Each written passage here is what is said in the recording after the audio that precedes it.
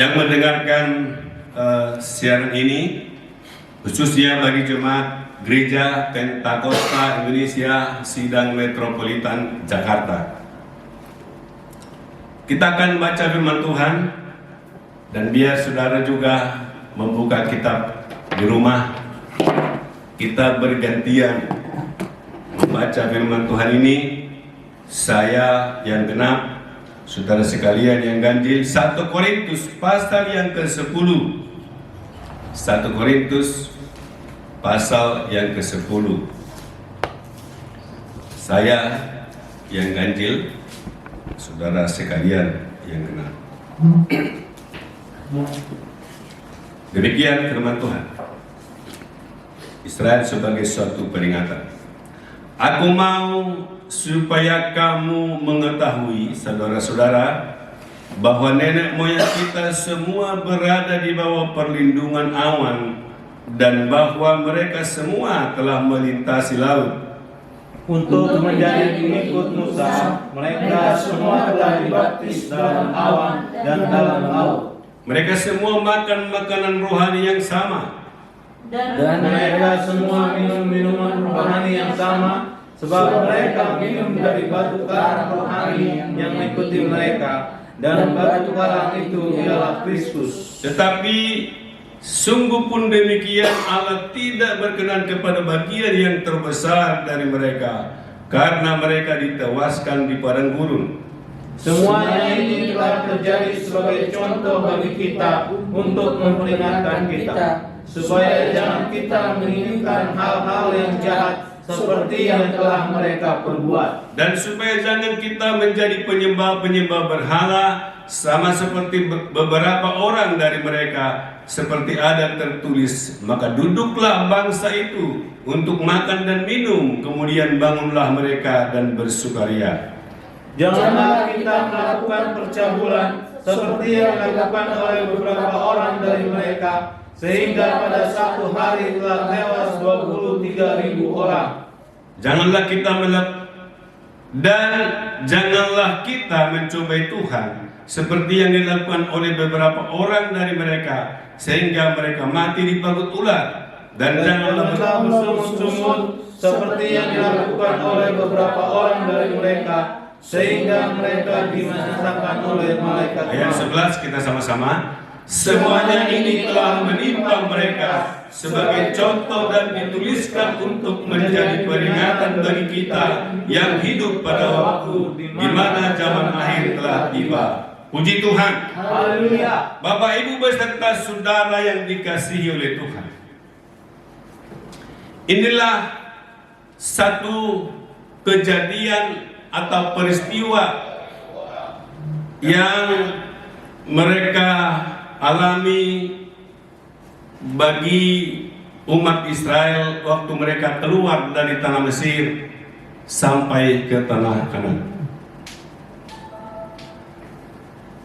Kalau saudara nanti membaca firman Tuhan ini sejarah mereka, maka umat Israel itu dipelihara oleh Tuhan. Kalau siang hari mereka ada tiang awan yang menaungi mereka, kalau malam hari ada tiang api yang menyertai mereka. Dan karena mereka secara nomaden berpindah-pindah, mereka tidak bisa bertani, tidak bisa bercocok tanam, sehingga Tuhan menyediakan makanan rohani dan minuman rohani, dan menyertai mereka menurut firman Tuhan ini adalah batu karang rohani yang juga membesarkan kehidupan kita, iman kita sekarang, bahwa umat Israel yang menyertai mereka adalah batu karang rohani, yaitu Kristus. Puji Tuhan. Haleluya. Sehingga Kristus yang menyertai umat Israel lewat mujizat yang dia tampilkan, lewat mujizat yang terjadi. Paulus berkata kepada jemaat Korintus bahwa yang mengikuti mereka adalah batu karang rohani, yaitu Kristus. Lalu Bapak Ibu beserta saudara yang dikasihi oleh Tuhan, apa bedanya umat Israel dituntun oleh Tuhan dengan kita sekarang? Kalau mereka kehadiran Tuhan, kehadiran Yesus lewat mujizat dan batu karang yang dipukul lalu keluar air, maka mereka minum dan mana yang turun dari surga. Tapi firman Tuhan berkata, itu karena penyertaan Kristus dalam kehidupan mereka. Nah, kalau sekarang Kristus di dalam kuasanya, termasuk Roh Kudus yang menyertai kita. Dan juga saya akan kembalikan khotbah saya tetap, karena ini menjelang hari Pentakosta, hari kematian, bahwa firman Tuhan berkata, kamu akan menerima kuasa kalau Roh Kudus turun atas kamu, maka kamu menjadi saksiku di Yerusalem, Judea, sampai ke ujung bumi. Puji Tuhan. Dan tanda-tanda ini akan menyertai orang percaya.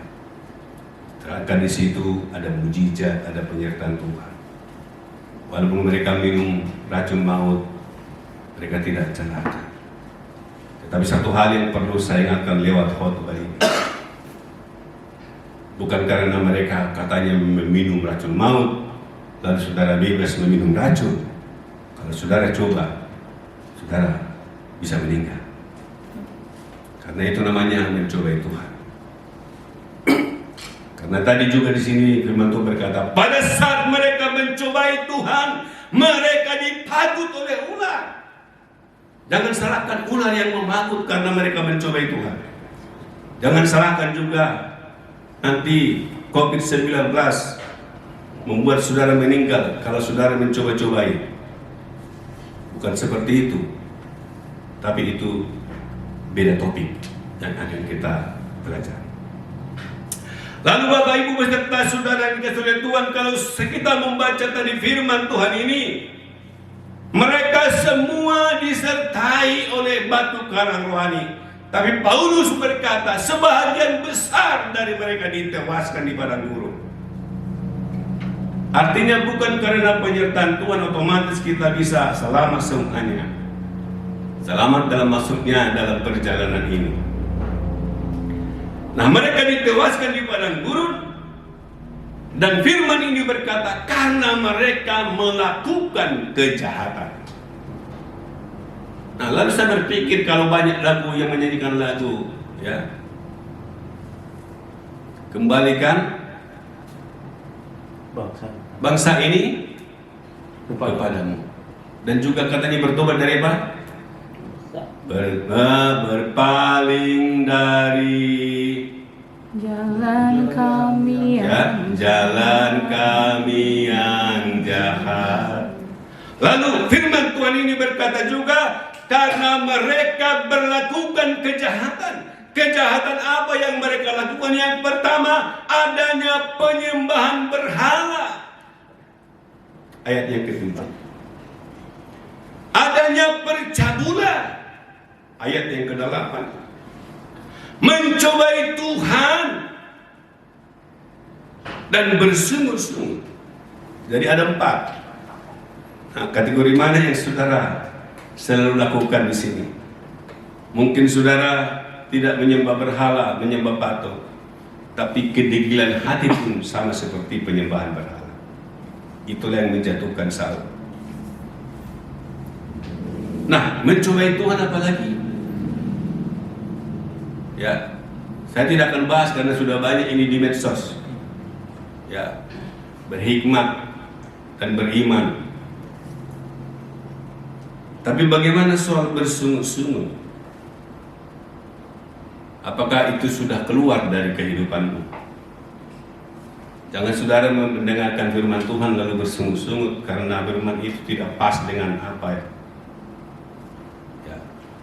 Jadi jangan saudara salahkan dokter kalau obatnya pahit dan saudara tidak makan, maka saudara sendiri yang tidak akan sembuh. Nah, keempat inilah yang disebut kejahatan umat Israel. Lalu yang kita soroti hari ini adalah bagaimana batu karang itu yang disebut Kristus Itulah yang mensuplai kebutuhan mereka. Dikala mereka seperti yang pertama tadi saya katakan, mereka nomaden, tidak bisa bercocok tanam. Lalu mereka ada makanan yang turun dari sorga, ini disebut mana. Lalu kemana mereka, maka mana itu tetap ikut di dalam setiap perjalanan mereka. Maka kalau mereka juga sudah kehausan di padang gurun itu, lalu Musa berdoa kepada Tuhan. Saudara boleh baca ceritanya. Maka Musa memukul batu itu, lalu keluarlah sama seperti iklan, ten ten ten ten ten ten. Aqua, bukan saya iklan. Karena itu mengalir. Lalu Bapak Ibu beserta saudara Tuhan, kalau umat Israel disertai Tuhan, dan yang menyertai mereka, Paulus berkata itu adalah batu karang, yaitu Kristus. Apalagi Yesus yang sudah menyerahkan nyawanya kepada saudara, dia terpaku di kayu salib, dia mencurahkan darahnya untuk pengampunan, dan saudara diselamatkan, saudara pasti dijagai, dilindungi oleh Tuhan. Puji Tuhan. Dan masuk dari COVID-19. Karena itu Bapak Ibu beserta saudara Tuhan, saudara bangga dengan penyertaan Tuhan. Saya bangga, saudara sekalian bangga. Tapi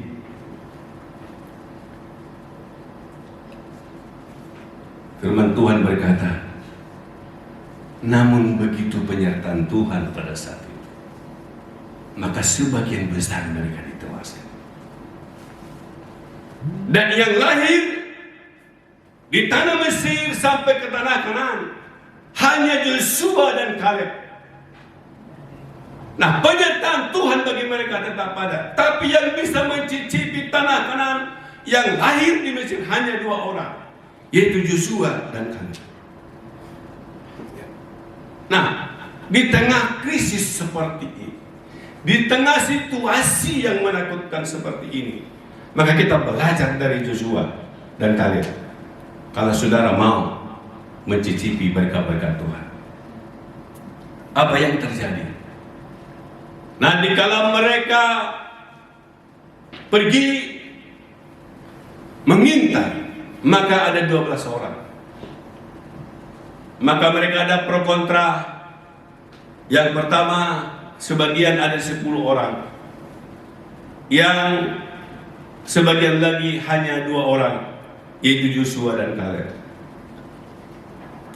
Bapak Ibu beserta saudara yang dikasihi oleh Tuhan, maka disinilah letak perbedaan orang yang menghadapi persoalan. Disinilah orang yang menghadapi persoalan akan muncul sebagai pemenang, akan muncul sebagai orang yang dikenal oleh Tuhan. Bapak Ibu beserta saudara yang dikasihi oleh Tuhan, coba kita lihat Bilangan 32 ayat 11 sampai 12. Nah, coba baca satu orang. Bilangan 32 ayatnya yang 11 sampai 12.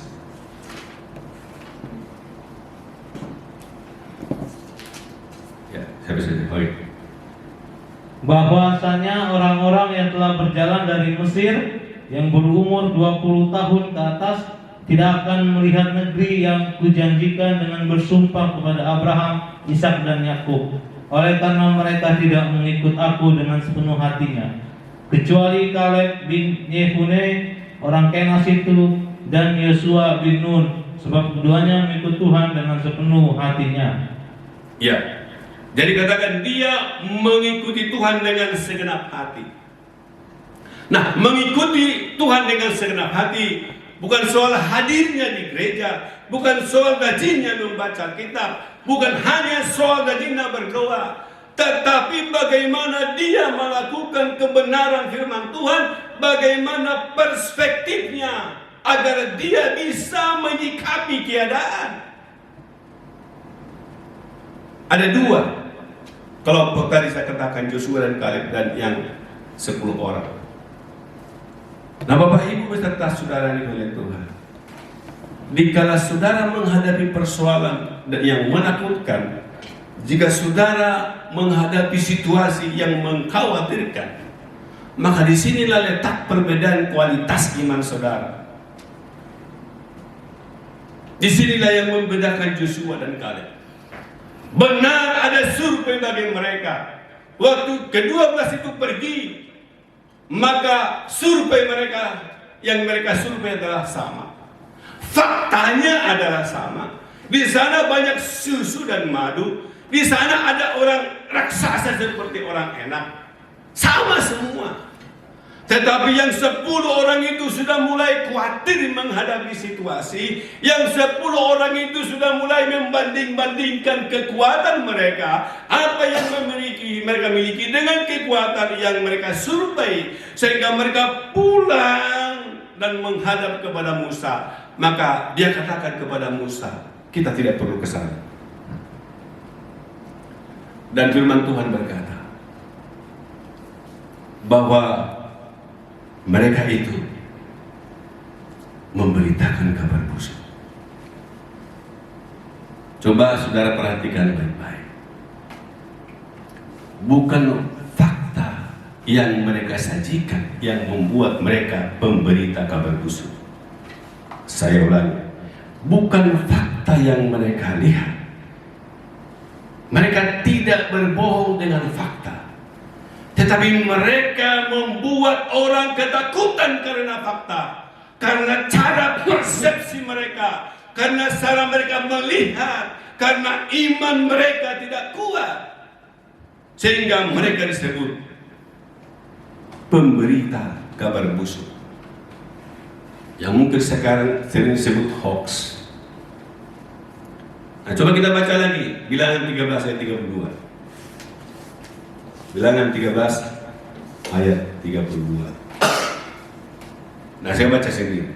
Juga mereka menyampaikan kepada orang Israel kabar busuk tentang negeri yang diintai mereka. Dengan berkata, negeri yang telah kami lalui untuk diintai adalah suatu negeri yang memakan penduduknya. Dan semua orang yang kami lihat di sana adalah orang-orang yang tinggi-tinggi perawakannya.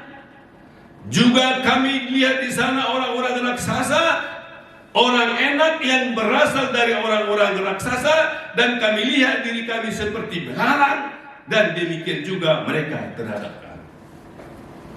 Perhatikan baik-baik firman Tuhan ini. Nah, dikala mereka melihat raksasa, lalu hati mereka mulai menciut. Kalau pemerintah selalu berkata jangan panik, sampai kita mengganti hal ini dari sebuah lagu. Walau virus COVID-19, jangan panik. Ada teh. Jangan panik. Tetap tenang, tetaplah berdoa. Tuhanlah yang menentukan. Nah, itulah sifat, itulah yang diyakini oleh Joshua dan Kaleb, dan itulah yang dikatakan Tuhan mengikuti Tuhan dengan segenap hati, dan dialah yang bisa berhasil tembus masuk ke tanah Kanaan. Karena apa? Yang memberi kabar busuk tadi. Kabar busuk ini, kenapa dia disebut kabar busuk? Bukan karena dia berbohong, tidak ada orang raksasa di sana, orang enak, bukan. Tetapi dia mencoba mengambil kesimpulan, membuat umat itu menjadi gusar, dan di sanalah letaknya. Lalu Bapak Ibu beserta saudara Tuhan, Tuhan berkata yang lainnya tidak bisa masuk, hanya Joshua dan Kaleb. Nah, persoalannya adalah Tuhan, saudara, dan belalang raksasa. Nah, dari sini yang keempat ini ada Tuhan, ada raksasa, ada pengintai, Joshua dan Kaleb, dan 10 orang dari 12 baru berlalu. Nah, tetapi dikala yang 10 orang itu berkata, kalau kita pergi ke sana maka kita akan mati, tidak ada artinya. Tetapi yang 2 orang itu, Joshua dan Kaleb, melihat fakta itu, maka dia melihat Tuhan yang besar. Nanti kalau dia melihat Tuhan yang besar, penyertaan Tuhan yang luar biasa, maka raksasa itu menjadi belalang, lalu mereka menjadi raksasa. Karena Tuhan, kita pasti berhasil. Itulah yang terjadi pada Joshua dan Kaleb. Lalu Bapak Ibu beserta saudara dengan Tuhan. Nah, saudara di pihak mana sekarang? Sekarang kita menghidupi masa-masa yang sulit. Apakah karena saudara dikatakan stay at home lalu saudara panik? Apakah saudara membanggakan itu? Apakah bukan itu membuat saudara berpikir bahwa saudara bisa banyak berdoa kepada Tuhan yang selama ini saudara bekerja tidak tahu lelah, sehingga saudara tidak ada kesempatan untuk berdoa dan bersekutu dengan Tuhan? Maka pada hari ini Tuhan mengubah situasi. Bapak Ibu beserta saudara yang dikasihi oleh Tuhan, kalau saudara melihat persoalan itu seperti belalang, walaupun fakta mereka lihat ada raksasa, tetapi kalau mereka melihat kebesaran Tuhan, melihat kuasa Tuhan, melihat penyertaan Tuhan dalam kehidupan mereka, maka persoalan itu menjadi belalang. Kita sendiri karena Tuhan, kita menjadi raksasa. Saudara bayangkan raksasa bagaimana memijak belalang begitu rupa, pasti penyek dan mati. Tapi sebaliknya, kalau persoalan ini menjadi raksasa dalam hidup ini, maka imanmu akan mencium. Maka tadi seperti apa yang dikatakan Bapak acara, Bapak Gustus tadi, iman, imun, aman. Jemaat GB Metropolitan harus cerdas. Mengikut Tuhan harus cerdas. Karena itu Bapak Ibu beserta saudara Tuhan, firman Tuhan tadi mengatakan kepada kita bahwa tidak cukup hanya penyertaan Tuhan yang kita rasakan, lalu kita tidak mengokohkan iman kita. Semua mereka ada mujizat Tuhan, ada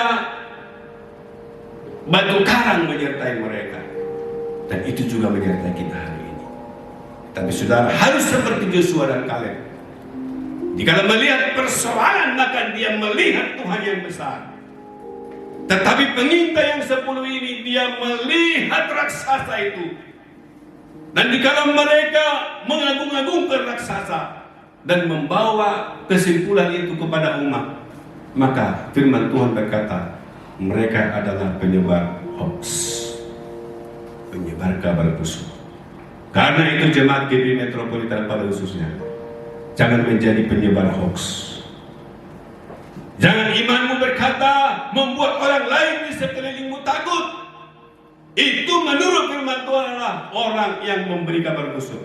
Tapi selalu katakan, karena Tuhan kita bisa. Puji Tuhan. Haleluya. Karena Tuhan persoalan bisa dilalui.